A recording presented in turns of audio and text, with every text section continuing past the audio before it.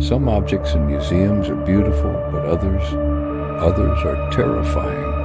Beauty invites you to look closer, to understand. Terror, however, demands silence. And deep in the old wing of the Cairo Museum, a crate arrived from a forgotten dig. What was inside, the scholars would later whisper, should have been left buried forever. Some things don't belong to the present. They belong to memory, to hunger, and to the long, patient dark. When you move them, something stirs cold and ancient as if its sleep has been disturbed. This is the story of Dr. Yassin Nabi, a respected surgeon, and the pair of eyes that watched him long after they should have been dead. Dr. Yassin Nabi was a man of precision. He ran a private clinic by day and taught microsurgery by night. He was methodical, the kind of man you'd trust with your life. His wife, Layla Hassan, an archaeologist, trusted him with the fragile artifacts of the past. One morning, she called him from the museum, her voice urgent. "They brought a mummy from Fayum," she said, "uncatalogued. Professor Saleh wants you to look at it. He says there's something unusual about the eyes." For Yassin, the word unusual was an irresistible invitation. That afternoon, the museum's conservation lab smelled of old linen and chemicals. Professor Mar Saleh, a man feverish with the thrill of discovery, greeted Yassin. "Dr. Nabi, thank you for coming," he said, his hands trembling slightly. "This is delicate. We need a medical opinion before we proceed. The eyes, they might tell us something extraordinary." Yassin's assistant, Omar, adjusted the lights. The crate was opened, revealing a linen-wrapped bundle, silent with the weight of millennia. The mummy's head was serene, its lips sealed with resin. Nothing seemed out of the ordinary until Yassin gently pried open the eyelids.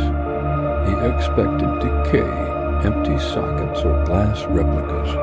What he found made him nearly drop his instrument. The eyes were perfectly intact. Not fake, but organic, preserved. Clear corneas, detailed irises, and pupils that for a split second seemed to focus on his hand. Behind him, Professor Mar whispered, almost in prayer, "They never should have been preserved this well. Every medical protocol screamed for caution, for scans, for a pathologist, but a deeper, more primal curiosity won. He had to take a closer look. Late that night, the lab was quiet, except for the hum of the freezers. Layla had gone home. Mar stood by, his coffee cold.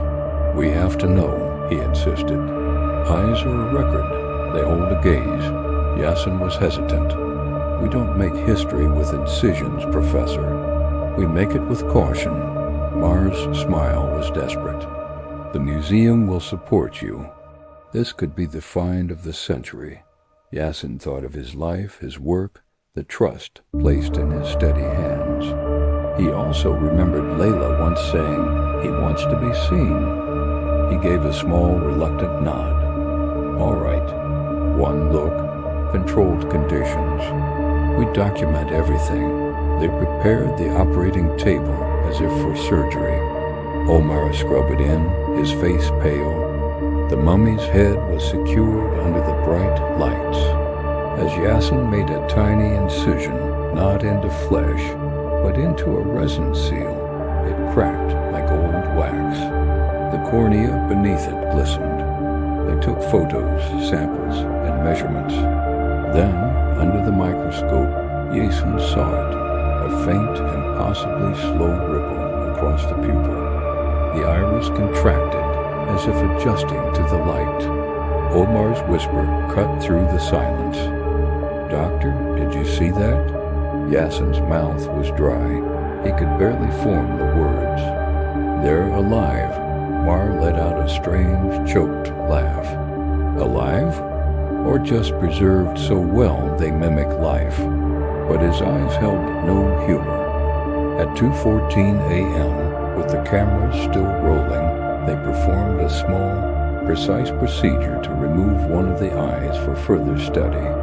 They placed it in a sterile vial and sealed it. As the lid clicked shut, the air in the room felt different. A faint draft, a soft sound like fabric brushing against stone.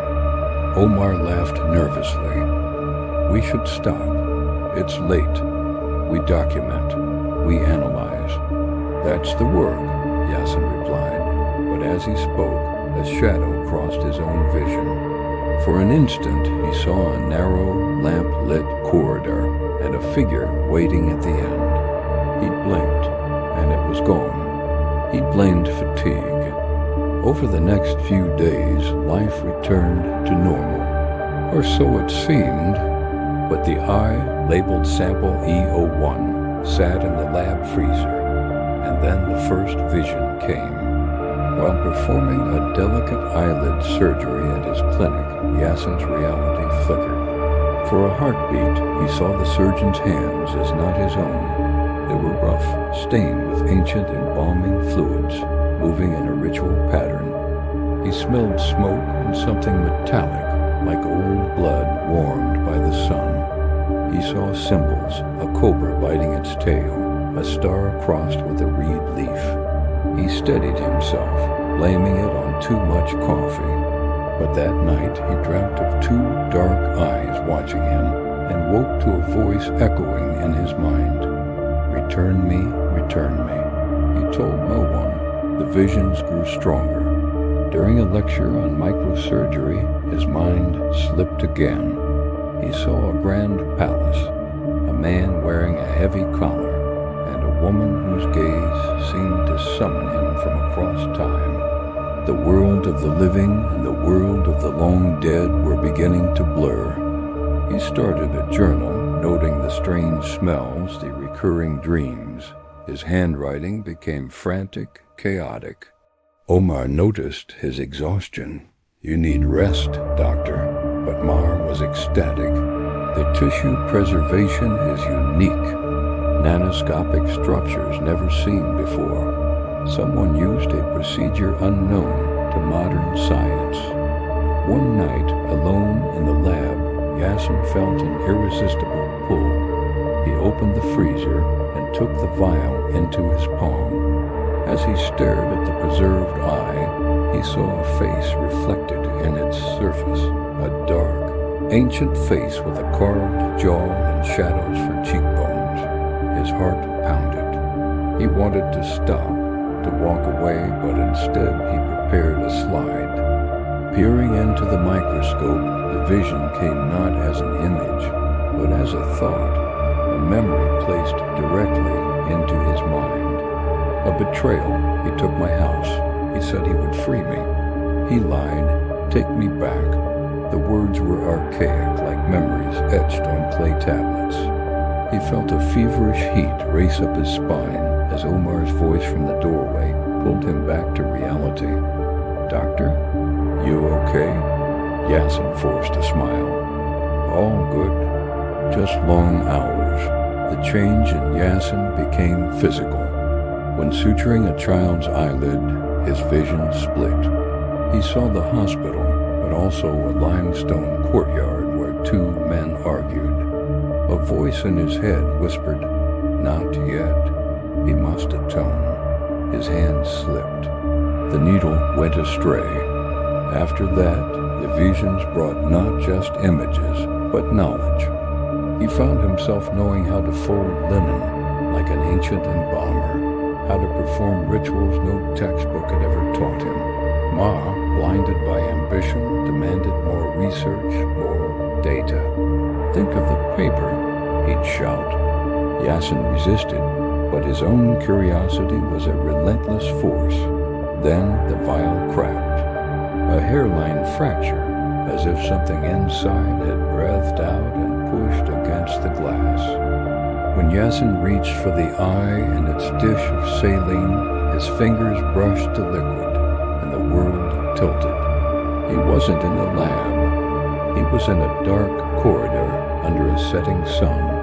watching himself, an older version of himself, place a heavy stone over a hidden door. He stumbled back, the vial clattering to the floor. The lab camera blinked, recording everything.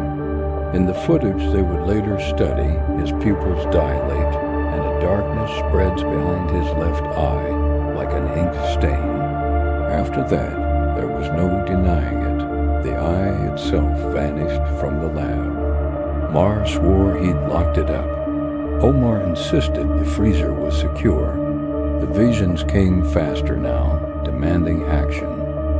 Yasin's personality began to warp. He stopped sleeping. His left eye took on a darker, unnatural sheen. Layla confronted him. "Yasin, you're scaring me." He just looked at her, his voice a low timbre she didn't recognize. "Not for long," he said. "It means there is a price." At his clinic, patients complained. The university suggested a sabbatical. The eye's will wasn't just to see. It was to replace, to take back what had been stolen. Yasin's hand, moving on its own, wrote the name of a corrupt landowner on a piece of paper, along with an ancient curse. He left it on Mar's desk. A week later, the man had a fatal heart attack. No one made the connection. Not yet. The final night unfolded like a pre-written ceremony. Layla and Omar, armed with the lab security footage, confronted Yasin in the lab. He stood in the doorway, his left eye shining like polished stone. "It's almost done," he said, his voice echoing with the authority of another time. He wants his sight. He wants a body. As he lifted a hand to his own face, he collapsed. Layla rushed to him, tearing away the bandages he had inexplicably wrapped around his head. Beneath them, something else blinked. Two eyes clear, ancient, and vast as the desert sand opened and focused on her. The thing wearing Yasin's face smiled, a calm, terrible smile. By dawn, the lab was abandoned. Yasin was gone. Omar vanished days later. Mar died in a car crash, his eyes wide open, reflecting a light not of this world. Layla left the museum, and for years after, she was sometimes seen staring at the Nile, as if waiting for someone to return from its depths. And in a dusty archive drawer, in a mislabeled, cracked vial, a single dark object remains, an iris like a polished stone. And if you were to look very closely, just for a moment, you might think you saw it wink. Have you ever considered that some things aren't meant to be restored? That the very act of restoration can disturb a memory that wishes to remain at peace? Dr. Yasin, a brilliant restorer, learned this lesson in the most chilling way. He discovered that a pair of ancient eyes could be more than just a relic of sight. They can hold a debt. They can harbor a hunger. They can be a silent, eternal accusation. So if you ever find yourself tempted to lift the lid on an old crate, to peer into a small, preserved eye staring back from the past, ask yourself this: who is watching you first? Whose life are you now carrying simply by looking? Some eyes close once and stay closed, but others ... Others stare on, long after their owners have turned to dust. And on quiet nights in Cairo, when the museum lights are low, the staff swear they can still feel a gaze from an old, dusty shelf patient, waiting, ready to see its home once more. Thank you for watching. If you enjoyed this spooky story, please hit the like button and share it with a friend. Subscribe for more content and check out our other stories. Thanks again for watching, and stay tuned for more stories. Goodbye.